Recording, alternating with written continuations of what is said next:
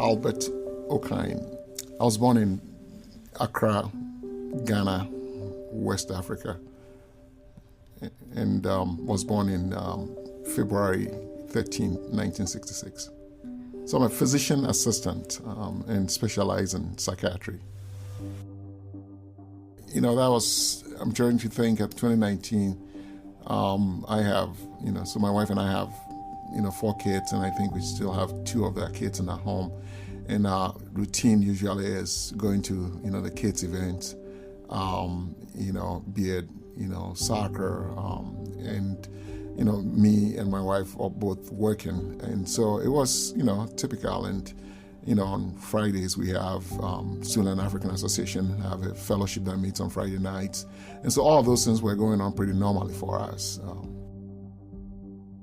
So I have a son who was in college at that time, and the decision was made to really send him home. So things became real, for me. I mean, I think it was one of the first schools. My son was a student at Harvard, and I think it was one of the first schools in the country that actually decided that all the kids were going to go home, and they had to leave with all their things. And so I remember getting a phone call, and we were just pretty, ecstatic, trying to find a way to try and get him back home without any real plan. So I think that was sometime in February. And so that was probably when I felt like things were just real now. And so that was kind of a little alarming, and the kids were coming home. What you're going to do to educate them, and are we going to be at work? Are we going to be at home? And all of those things. So there was a lot of things I was running through my head at the time. So yeah, it was chaos, either in our minds, in our own life structure. And then for me, in April, April 14th, I was home doing the clinic when I got a phone call that my father had passed away in Africa. And then it was much difficult because 7 months later, my mother, who was very healthy, also died. In 2020, we lost 2 parents.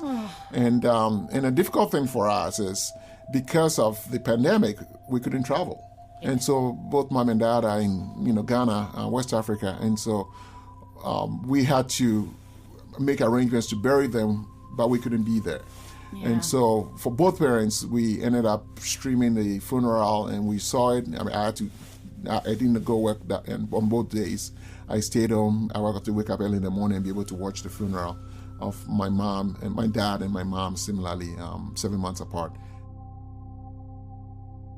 Yeah. I mean, I think it's just because, it didn't seem like I could give the sense of finality that I would like to do, because I wasn't there. I mean, Africans have their ceremonies and things like that we do that really is part of our identity. And when you're not able to do some of those things, it makes it harder to grieve through that process. Yeah.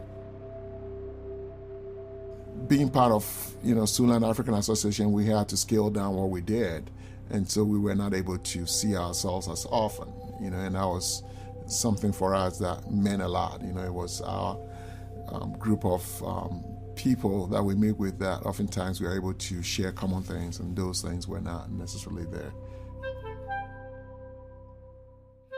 My son had a long hair. I've always cut my hair myself, and so that was not a problem. I was able to keep doing that. My son just got a long hair. Our girls have learned how to braid their hairs. They've always braided their hair. My wife did it, and both my wife and the girls all learned how to do that. So something good came out of it. It saved us a lot of money. By the end of the pandemic, they actually don't have to go to beauticians to have their hair done because now they've perfected it. That was what it was for us. For us, the fact that we were just there together, all 6 of us, under the same roof, was just exciting. It was meaningful because we didn't get that chance that often, once kids started going to school. Support for Facing a Changed World, an oral history of the COVID-19 pandemic, comes from the Margaret Ann Martin Everest Foundation, the Kind World Foundation, Humanities Iowa, the Friends of Siouxland Public Media, and listeners like you.